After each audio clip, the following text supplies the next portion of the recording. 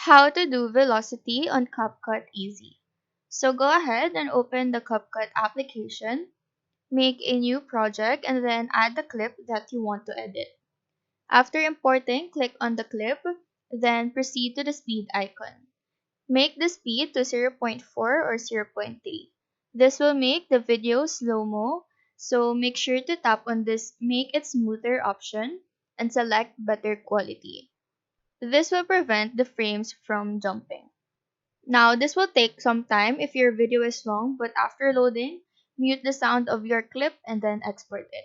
Once your slow-mo vid is exported, make another project, import the specific slow-mo vid, and once you're in the editing page, click on Add Audio, add Beat, add anything from the beat, and then edit the music based on whatever you need. After that, click on the audio, add beats on every drop of the music. You can also use the auto-generate feature, but sometimes it generates too much beats, so I prefer manually adding it.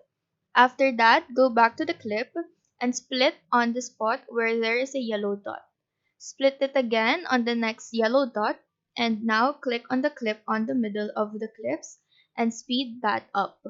Next, split again on the next yellow dot, leave that clip as is, and then go split the next yellow dot and speed that up again. So just repeat this process until the last yellow dot. After that, as you can see, the velocity edit is now done.